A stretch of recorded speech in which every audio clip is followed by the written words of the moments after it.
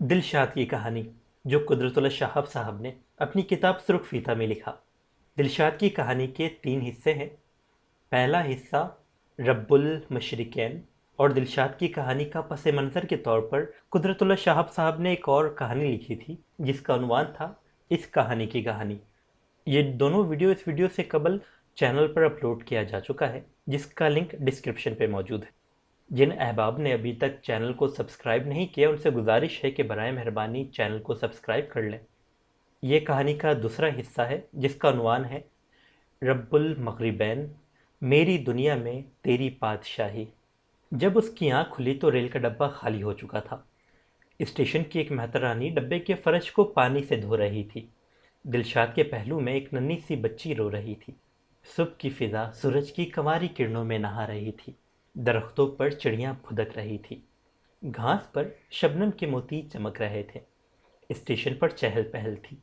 ایک گرم چائے والا کھڑکی کے پاس پونچھا لگائے دودھ ابال رہا تھا۔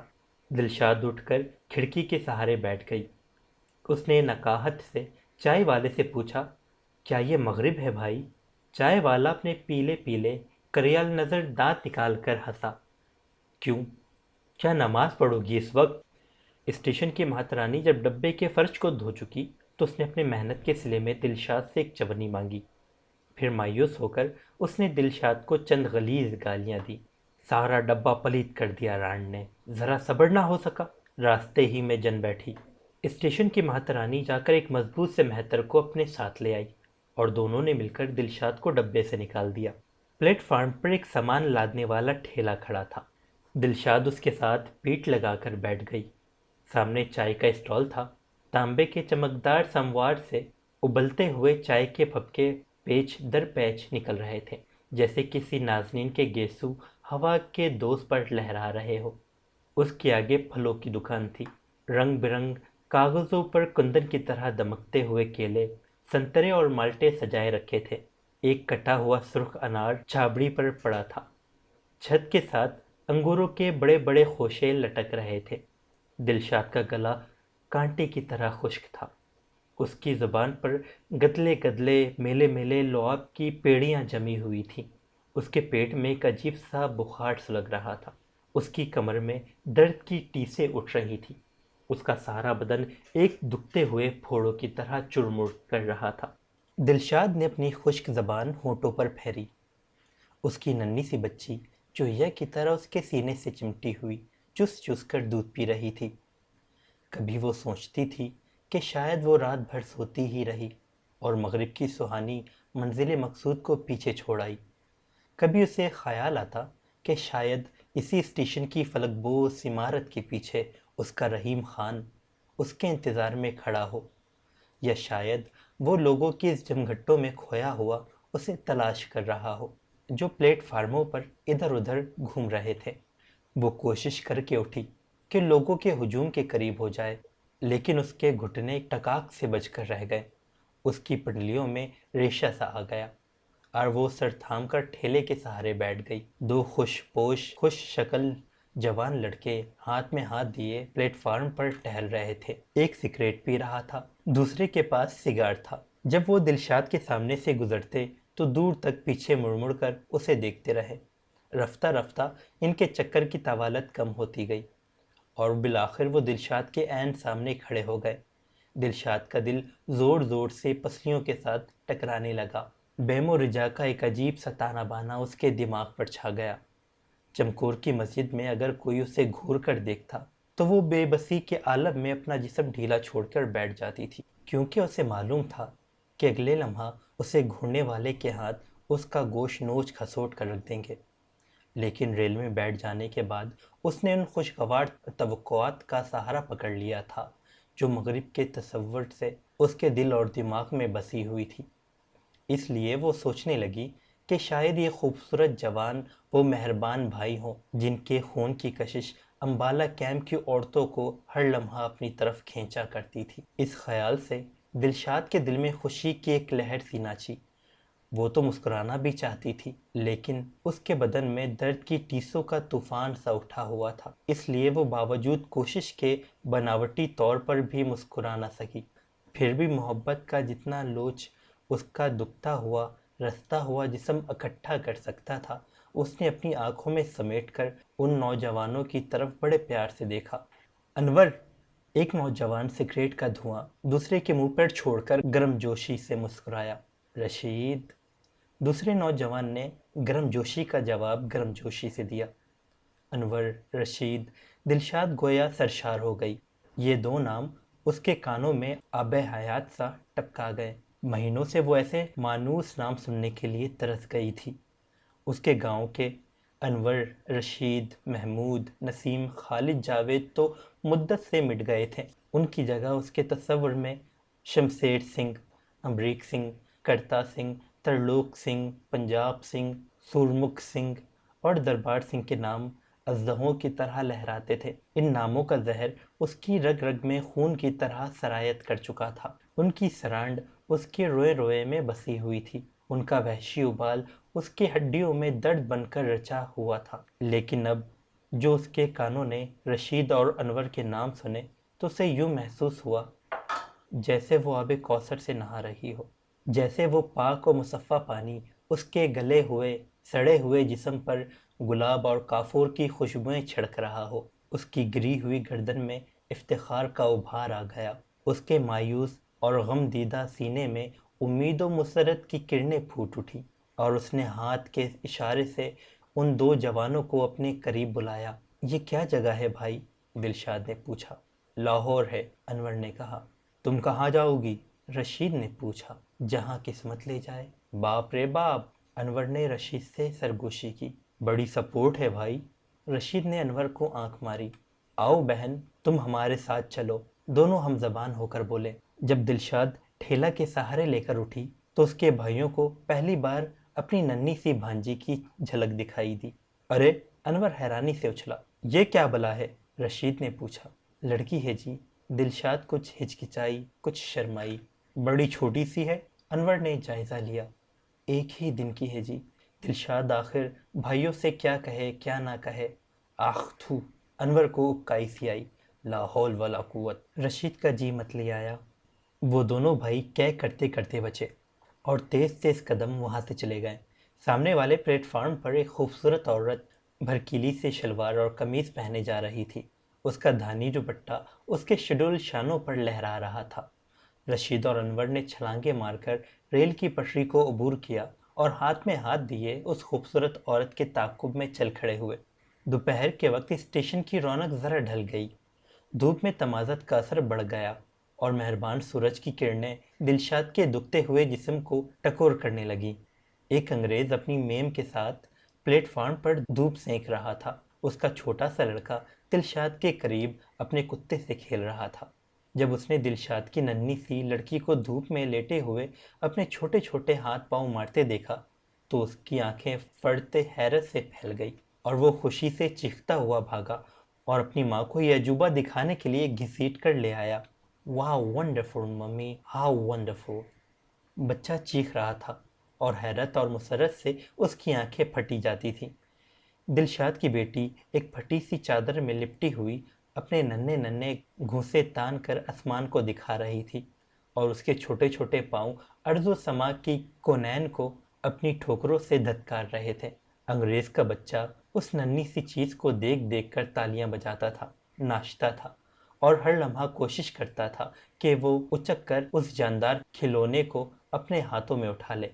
اس کی ماں نے اسے ڈانٹا، وہ دوسری کی چیز کو ہاتھ نہیں لگایا کرتے۔ لڑکا مچل گیا۔ ہم تم کو ایسا ہی کھلونا لا دیں گے، لڑکے کے باپ نے اسے چمکارا۔ جھوٹ! لڑکا رو رہا تھا۔ ہاں ہاں بچے، ہم ضرور تم کو ایسا ہی کھلونا لا دیں گے، لڑکے کی ماں نے وعدہ کیا۔ تم کب مجھے ایسا کھلونا لا کے دو گے؟ لڑکا بات پکی کرنا چاہتا تھا۔ بہت جلد میرے بیٹے، بہت جلد۔ باپ نے اپنی بیوی کے گاؤن کا جائزہ لیا جس کی گلائی پیٹ کے اوپر بہت پھیلی ہوئی تھی۔ بیوی نے شرما کر منہ پھیر لیا۔ ممی، اس کھلونے کو چاکلیٹ دو۔ نہیں بیٹے، یہ چاکلیٹ نہیں کھاتی۔ اچھا ممی، اسے ایک عمدہ سا سوٹ دو۔ ہاں میرے ڈارلنگ، ہم اسے کپڑا دیں گے۔ اور پیسے بھی میری ممی۔ ہاں پیسے بھی میرے ڈارلنگ۔ لڑکا خوشی سے چیخ چیخ کر تالیاں بجانے لگا اور جب اس کا جی اس کھیل سے بھر گیا تو اس کی ماں نے دلشاد کو اونی کپڑے کا ایک ٹکڑا اور 5 روپے دیے۔ جب وہ جانے لگے تو دلشاد نے دل ہی دل میں اس بچہ کو دعا دی جو پہلی بار اس کی زندگی میں رحمت کا فرشتہ بن کر نازل ہوا تھا۔ دلشاد کے ہاتھ میں پیسے آ گئے تو دنیا کے ساتھ اس کا رشتہ از سر نو قائم ہو گیا۔ ایک چائے والے نے اس کے پاس آ کر گرم گرم چائے کی ہانک لگائی۔ ایک گوشت روٹی والا بھی اس کے نزدیک اپنا خوچا لے آیا، اور جب دلشاد روٹی کھانے لگی تو ایک کتا بھی زبان نکال کر اس کے سامنے آ بیٹھا۔ قریب ہی ایک بینچ میں 2 بزرگ بیٹھے رائے زنی فرما رہے تھے۔ ایک کی داڑھی سفید تھی، دوسرے کی حنائی۔ دونوں کچھ دیر سے انگریز، اس کی میم اور بچے کے حقرات پر ناگون چڑھا رہے تھے۔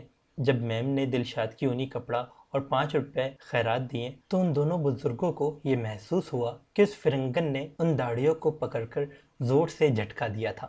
لا حول ولا قوت! ایک حضرت خفا ہوئے۔ یہ حرامی اب تک سمجھتے ہیں کہ ہم انہی کے ٹکڑوں پر پل رہے ہیں۔ ارے میاں، قصور ان کا نہیں، دوسرے صاحب نے فیصلہ صادر کیا۔ کیوں نہیں اس کمبخت عورت نے ایسی ذلیل خیرات کو نفرت سے ٹھکرا دیا؟ اللہ اللہ، آزادی تو ملی لیکن غلامی کا چسکن آ گیا۔ جائے کیسے میرے بھائی، جائے کیسے؟ جب ایسے آقاؤں کی جوتیوں کے صدقے مفت کی گوشت روٹی ملے تو آزادی کی محنت کا بار کون اٹھائے؟ اے طائر لاؤتی، اس رزق سے موت اچھی جس رزق سے آتی ہے پرواز میں کوتاہی۔ پہلے بزرگ نے رکت سے الاپا، دوسرے حضرت نے بھی آزادی اور خودی کی عظمت میں کچھ مصرے ارشاد فرمائے۔ جب دلشاد 4 آنے کی گوشت، 3 آنے کی روٹی اور 2 آنے کی چائے سے دوزخ شکم کو ایندھن دے چکی تو وہ دونوں بزرگ جنبش فرما کر اس کے پاس آئے۔ اے عورت، کیا تم مہاجر ہو؟ ایک نے خشمگین انداز سے پوچھا، جیسے زمانہ سلف کا قاضی کسی زانی عورت سے خطاب کر رہا ہو۔ جی نہیں، میرا نام دلشاد ہے۔ ارے ہوگا، لا حول ولا قوت! ہم پوچھتے ہیں تم کہاں سے آئی ہو، کہاں جاؤ گی، اور یہاں تمہارا کیا کام ہے؟ دوسرے حضرت نے مہارنی کی۔ اے کاش دلشاد کو معلوم ہوتا کہ اس کی منزل مقصود کا نشان کس شاہراہ پر ملے گا۔ اس کی تخیل میں تو مغرب کی ساری کائنات اس کی منزل تھی۔ وہ تو ایک ایسی وسیع برادری میں شامل ہونے والی تھی جس میں اسے سارے اپنے ہی نظر آتے ہوں، لیکن یہاں کی اینٹ اینٹ اس سے پوچھتی تھی کہ تم کون ہو، تم کیا ہو، تمہارے جیب میں پیسے ہیں، تمہارے جسم میں تازگی ہے، تم مہاجر ہو۔ ایک بزرگ نے فتویٰ دیا، تم مہاجر خانے چلے جاؤ، آزاد قوم کی بیٹیاں بھیک کے ٹکڑوں پر نہیں پلتی۔ ہاں، تم کوئی بچہ نہیں ہو، تمہیں خود شرم آنی چاہیے۔ دلشاد دیر تک بیٹھی سوچتی رہی کہ شاید وہ بزرگ مہاجر نام کی لڑکی کی تلاش میں تھے جو کوئی گناہ کبیرہ سرزد کر کے گھر سے بھاگ گئی تھی، لیکن شام تک بہت سے لوگوں نے اسے یہی پکارا اور سب نے اسے مہاجر خانے چلے جانے کی تلقین کی۔ مہاجر خانہ، مسافر خانے کے وزن پر۔ ایک دفعہ جب دلشاد اپنے ابا کے ساتھ شہر گئی تھی، وہ دونوں حاجی موسیٰ کے مسافر خانے میں ٹھہرے تھے۔ مسافر خانے میں چھوٹی چھوٹی کوٹریاں تھیں۔ ایک بٹیارن اپولو کی آنکھ پر ماش کی دال پکا رہی تھی۔ جب دلشاد اس کے پاس چٹائی پر کھانا کھانے بیٹھی تو بی بٹھارن نے بہت سا گھی پیاز کے ساتھ بگاڑ کر اس کی دال میں ڈالا اور گرم گرم روٹیوں پر تازہ مکھن رکھ کر کھانے کو دیا۔ رات کو جب ملا علی بخش عشاء کی نماز پڑھنے لگا تو بٹارن دلشاد کی چرپائی کے ساتھ اپنی چرپائی لگا کر لیٹ گئی اور دیر تک اسے مزیدار کہانیاں سناتی رہی۔ کبھی 7 بیٹیوں والے راجہ کا قصہ، کبھی پریوں کی بادشاہ زادی کا افسانہ، کبھی اپنے بٹارے کی جیون کی کہانی۔ بٹارن کئی دفعہ روئی، کئی دفعہ ہنسی، اور آج تک جب دلشاد شہر کی بارونق سڑکوں کا تخیل باندھتی تو اس کے پردہ خیال پر حاجی موسیٰ کے سرائے کا عکس ابھر آتا، اور اس بٹارن کی تصویر بھی جو کبھی روتی تھی، کبھی ہنستی تھی، اور کبھی دلشاد کو گرم گرم چپاتیوں پر مکھن کے پیڑے رکھ کر کھانے کو دیتی تھی۔ مہاجر خانہ شاید مسافر خانہ کا بگڑا ہوا نام ہو، جیسے گاؤں والے ہسپتال کو ڈاک خانہ کہتے ہیں، شاید شہر والے مسافر خانہ کو مہاجر خانہ کہتے ہوں، لیکن اس کو اپنا نیا نام کچھ زیادہ پسند نہ آیا۔ مہاجر بھی کوئی نام سا نام ہے بھلا؟ دلشاد تو بڑا رسیلا نام تھا۔ اس نام کے ساتھ ملا علی بخش کی یاد وابستہ تھی، جس نے قرآن شریف سے فال نکال کر اسے یہ نام دیا تھا۔ اسی ایک نام میں رحیم خان کا افسانہ محبت بھی منظوم تھا۔ وہ دلشاد کے ساتھ آباد، بیداد، صیاد کے قصیدے باندھ کر بڑے رس بھرے دوہے گایا کرتا تھا۔ مہاجر خانہ۔ جب وہ مہاجر خانے پہنچی تو لاہور کے شانوں پر رات کے گیسو پھیل رہے تھے۔ مہاجر خانے کے ایک آفیسر چولی داری میں رجسٹر کھولے بیٹھا تھا۔ کچھ دیر کے بعد دلشاد کی باری آئی۔ نام افسر نے طوطی کی طرح رٹا ہوا سوال دہرایا۔ دلشاد۔ عمر 20 سال۔ باپ کا نام ملا علی بخش۔ زندہ ہے یا مر گیا؟ مار ڈالا گیا۔ گاؤں چمکور۔ ضلع انبالہ۔ شادی شدہ؟ جی نہیں۔ مہاجر خانے کے افسر نے قلم روکا اور خشمگین نگاہوں سے دلشاد کو گھورا۔ یہ لڑکی کس کی ہے؟ جی میری لڑکی ہے۔ دلشاد ہکلانے لگی۔ میری شادی ہو گئی ہے جی، میں بھول گئی جی۔ افسر کا قلم مشین کی طرح پھر دوات کی طرف گھوم گیا۔ سوچ کے بولو۔ خاوند کا نام رحیم خان۔ زندہ ہے یا مر گیا؟ جی پتہ نہیں، خدا کرے زندہ ہو، خدا کرے میری عمر بھی اسے لگ جائے جی۔ مہاجر خانے کا رقبہ کافی وسیع تھا، کوئی 800 فٹ لمبا، 500 فٹ چوڑا، ایک کھلا میدان جس کے چاروں طرف کانٹوں والی تار کا احاطہ باندھا ہوا تھا۔ چھت کے لیے آسمان کا کالا جوڑدی سائبان تھا، روشنی کے لیے مہتاب کی کندیلیں اور تاروں کے ٹمٹماتے ہوئے چراغ تھے۔ ایک کونے میں باورچی خانہ تھا، زمین میں کھودے ہوئے عمیق چولہوں پر دال اور گوشت کی بڑی بڑی دیگیں پک رہی تھیں۔ رات کے اندھیرے میں چولہوں کی آگ دیگوں کے ارد گرد یوں بھڑکتی تھی جیسے چتاؤں کے شعلوں میں دیوتاؤں کی لاشیں جل رہے ہوں۔ آگ کی روشنی میں مہاجر خانے کا وسیع میدان نکھر آیا تھا، جس طرح شفیق شام میں نتھرے ہوئے ابر پاروں کی سرخی کسی قبرستان پر غبار خون کی طرح چھا جائے۔ ساری فضا میں ایک غمناک سا ٹھہراؤ تھا، ایک ہلکا سا، ایک غیر محسوس سا ارتعاش، جس میں لاکھوں سینوں کے کچلے ہوئے ارمان اور ٹوٹے دلوں کی معصوم دھڑکنیں کپ کپا رہی تھیں، تھر تھرا رہی تھیں، اور ہر لمحہ یہ ڈر لگتا تھا کہ کسی وقت سکون و جمود کا یہ مصنوعی طلسم یکا یک ٹوٹ جائے گا اور ایک زبردست طوفان، ایک بے پناہ زلزلہ، ایک ہولناک چنگاڑ زمین و آسمان کے نظام کو درہم برہم کر کے رکھ دے گی۔ دلشاد اپنی بچی کو سینے سے لگائے قدم پھونک پھونک کر چلتی تھی، جس طرح قبرستان میں بچا بچا کر پاؤں رکھا جاتا ہے کہ کہیں کسی مقدس مزار کو ٹھوکر نہ لگ جائے۔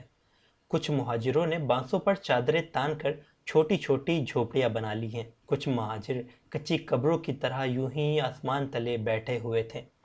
آسمان تیری لحد پر شبنم افشانی کرے۔ کسی کے پاس چادر تھی، کسی کے پاس کمبل، کسی کے پاس لحاف۔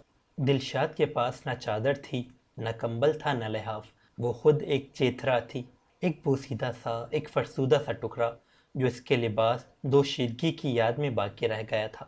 مہاجر خانے میں ایسے سینکڑوں چیتھرے بکھرے پڑے تھے، سب کے دل میں امید کی لو لگی ہوئی تھی کہ وہ اپنی پیاری سرزمین پر آ گئے ہیں۔ اب اس ارض مقدس کی خاک ان کے گلتے ہوئے ناسوروں پر مرہم بن کر لگ جائے گی۔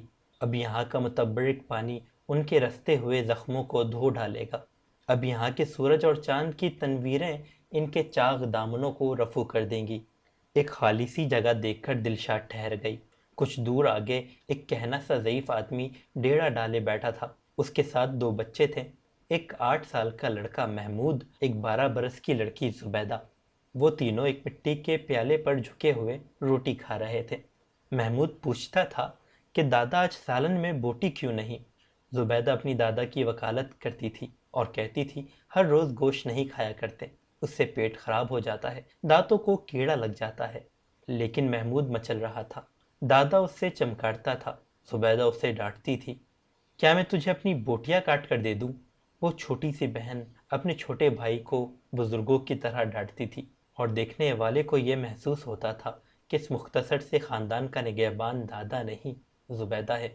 اس لڑکی کا شعور اس قدر حساس اور بیدار تھا کہ وہ بیک وقت ایک ننھی سی بہن، ایک ننھی سی بیٹی، ایک ننھی سی ماں کے فرائض انجام دے رہی تھی۔ یہیں بیٹھ جاؤ بیٹی، تمہارے ساتھ کوئی اور ہے؟ بڈھے دادا نے دلشاد سے پوچھا۔ جی نہیں، میرے ساتھ اور کوئی نہیں۔ جاؤ روٹی لے کر آؤ باورچی خانے سے۔ تمہارے پاس کوئی پیالہ ہے؟ جی نہیں، میرے پاس کوئی برتن نہیں۔ دادا نے اپنا ایک خالی پیالہ اسے دے دیا۔ پالا بھی بہت ہے بیٹی، تمہارے پاس کوئی بستر ہے؟ جی نہیں، میرے پاس کوئی بستر بھی نہیں۔ دادا نے اس ویران ہستی پر ہمدردی کی ایک بھرپور نگاہ ڈالی۔ وہ بھی بالکل اسی حالت میں یہاں آیا تھا۔ باورچی خانے کے پاس کپڑوں کا دفتر ہے، کمبل مانگ لینا وہاں سے۔ پھر دادا نے ستاروں کو دیکھ کر وقت کا حساب لگایا۔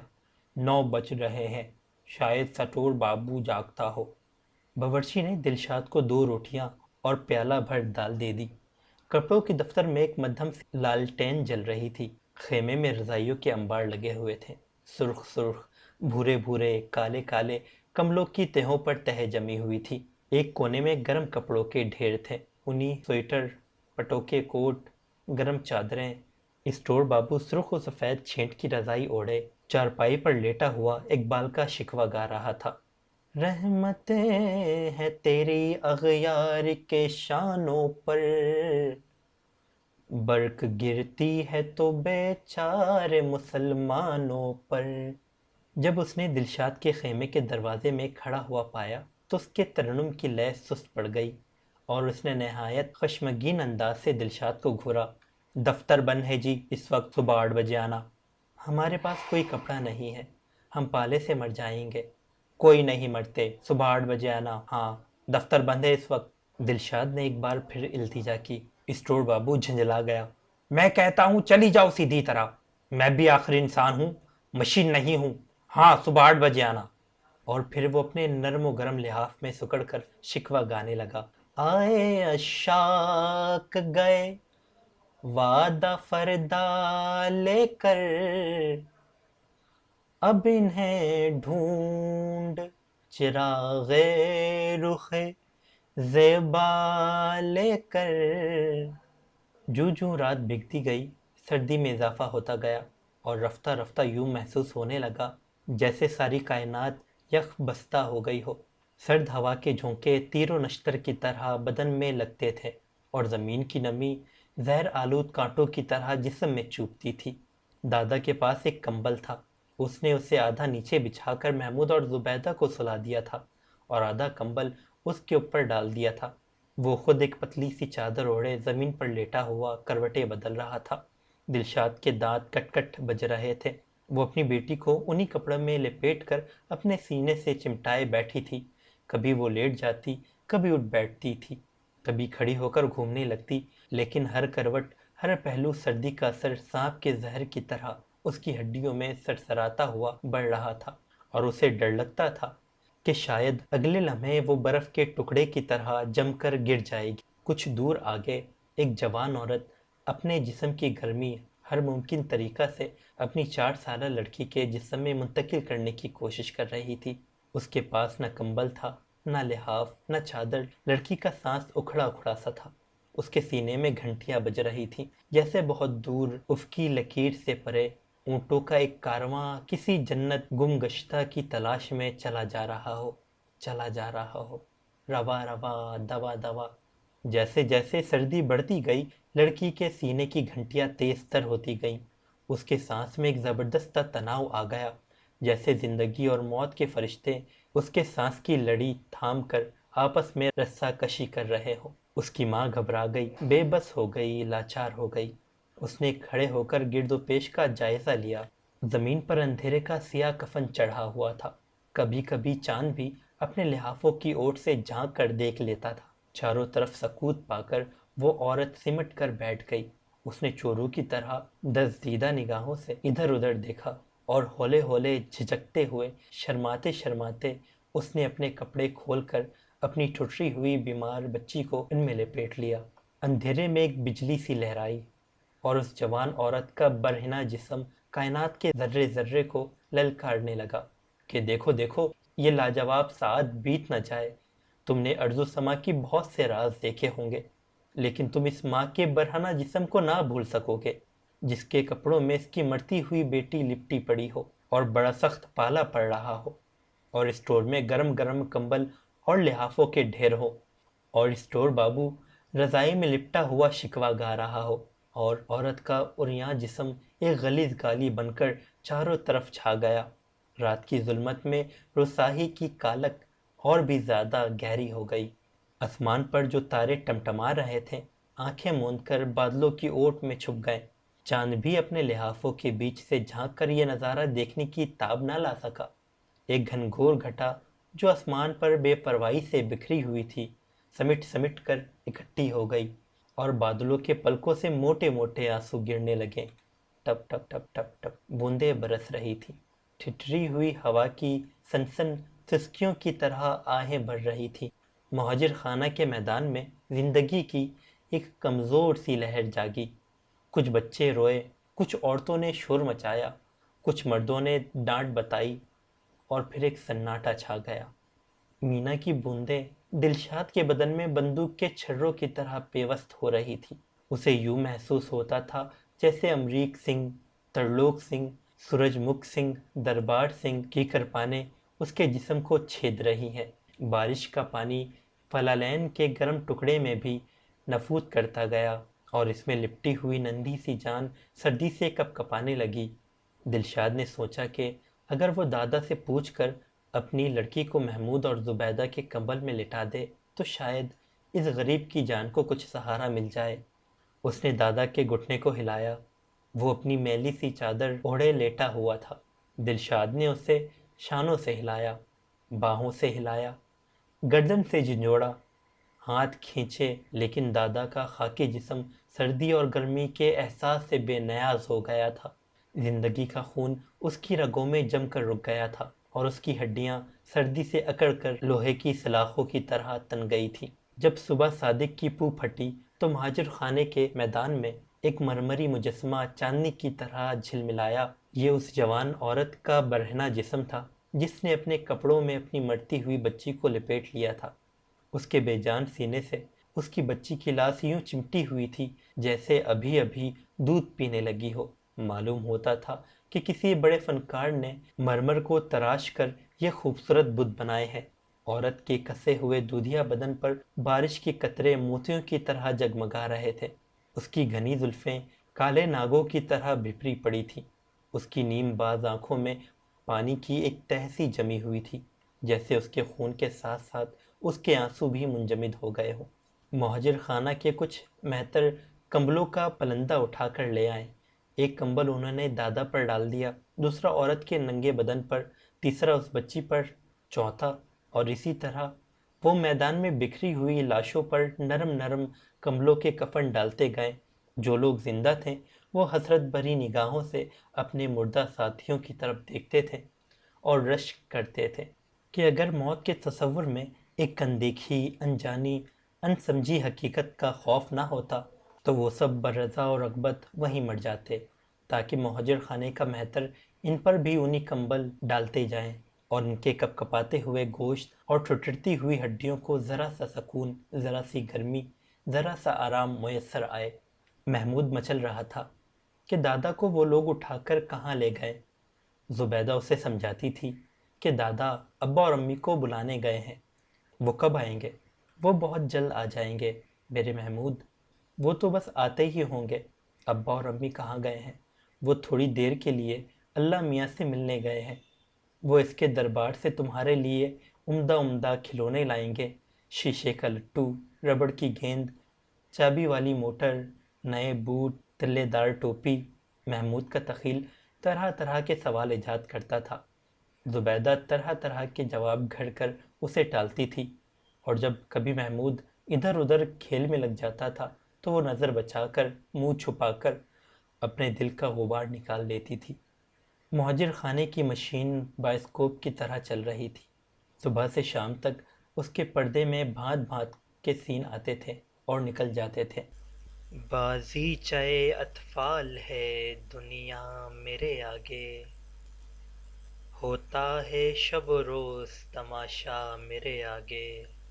بڑے بڑے دبدبے والے رئیس اور نواب آتے تھے، اونچی اونچی کرسیوں والے حکام آتے تھے، سرسراتے ہوئے ریشم و کمخواب میں ملبوس کلیوں کی طرح کھلے ہوئے حسن میں سرشار گلاب اور چنبیلی کے عطر میں مہکی ہوئی بیگمات آتی تھی۔ وہ سب بچوں کے سر پر شفقت کا ہاتھ پھیرتے تھے، عورتوں کے پاس کھڑے ہو کر ان کی اشک شوئی کرتے تھے، بوڑھوں اور جوانوں کے پیٹ ٹھونک کر ان کی ٹوٹی ہوئی کمر کو سہارا دیتے تھے، اور پھر سبکسار موٹریں انہیں مہاجر خانہ سے واپس لے جاتی تھی۔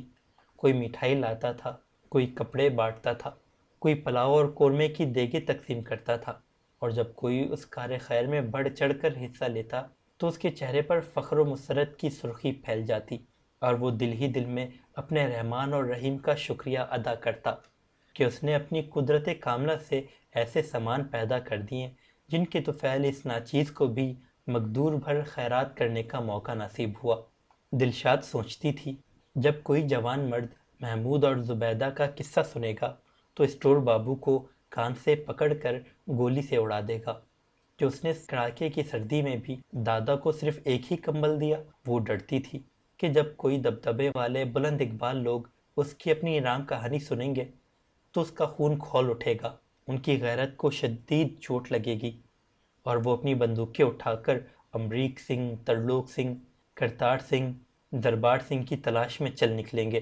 لیکن سنتے والے سنتے گئے، سنانے والے سناتے گئے، دن میں مٹھائی اور پلاؤ بانٹتا گیا، رات کو زمستانی ہوا کی شمشیر اپنے وار کرتی گئی، اور مہاجر خانہ کا باعث کو بدستور چلتا رہا۔ ایک سین کے بعد دوسرا سین، دوسرے سین کے بعد تیسرا سین، نہ آغاز نہ انجام، ایک مسلسل اور پیچیدہ نظام جس میں انسان کا رازق بننے کے لیے بے قرار ہو، بے چین ہو، اور اس بازی میں دوسروں پر سبقت لے جانے کے لیے ہر قسم کا داؤ، ہر قسم کا پیچ کھیلنے پر تلا ہوا ہو۔ ایک صاحب بڑے مخیر تھے، بدن پر خوشنما سوٹ، سر پر ترچھی ٹوپی، آنکھوں پر سونے کے فریم والا سبز اینک، اگلے دانتوں میں سنہرے کیلے، منہ میں پائپ، انگلیوں میں لال اور یاقوت کی بیش بہا انگوٹھیاں۔ وہ گھنٹوں مہاجر خانہ میں گھومتے تھے، ایک ایک کی داستان سنتے تھے، کسی کو پیسے دیتے تھے، کسی کو مٹھائی کی گولیاں، کسی کو چاکلیٹ۔ دلشاد پر بھی ان کی خاص نظر عنایت تھی۔ ایک روز اس کی بچی کے لیے سرخ اون کے دیدہ زیب سویٹر لائے، دوسرے روز انہوں نے رحیم خان کی تلاش کرنے کا وعدہ فرمایا، اور کچھ دنوں کے بعد وہ دلشاد کے لیے ایک جاں فضا عید کا پیغام لے کر آئے کہ رحیم خان کا پتہ مل گیا ہے، بیچارہ بہت کمزور ہے، چلنے پھرنے سے معذور، لیکن دلشاد کی یاد کے سہارے وہ ابھی تک بار زیشت اٹھائے بیٹھا ہے۔ دلشاد کی نظر میں دنیا گلنار ہو گئی، مہاجر خانے کی زمین پر پھول ہی پھول اگائے، اس کے بدن میں سلگنے والا زہر کافور کی طرح مشک بار ہو گیا، اور وہ اپنے دھڑکتے ہوئے سینوں میں ارمانوں کا بے پناہ ہجوم چھپائے مسٹر مصطفیٰ خان سیمابی کی موٹر میں آ بیٹھی۔ کار فراٹے بڑھتی جا رہی تھی، لاہور کی سڑکیں رنگین سانپوں کی طرح لہرا لہرا کر گزر رہی تھی۔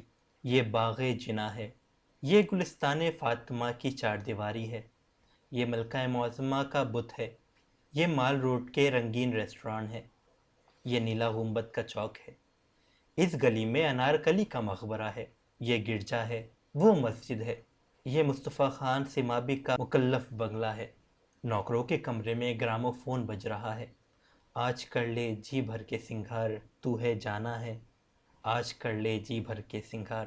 دلشاد کا دل دھک دھک بج رہا تھا، اس دھک دھک میں ایک انوکھے سرور کا ترنم تھا۔ وہ برآمدے میں بیٹھے بیٹھے سوچ رہی تھی کہ شاید اس زمین پر رحیم خان کے قدم پڑے ہوں، شاید اس بنگلے کی ہوا میں اس کی دل آویز سانس بسی ہوئی ہو۔ دلشاد کی نظر عقیدت میں بنگلے کی زمین کا ذرہ ذرہ مکہ اور مدینہ کی خاک بن گیا، بنگلہ کی اینٹ اینٹ پر مسجدوں کے مقدس مینارے تعمیر ہو گئے۔ ایک نوکر نے اسے ایک پلیٹ میں پلاؤ، ایک میں پالک اور گوشت، ایک میں مٹر اور قیمہ، ایک میں کیوڑے میں لگائی ہوئی فرنی لا کر دی۔ معلوم نہیں وہ کیا کھا گئی اور کب کھا گئی۔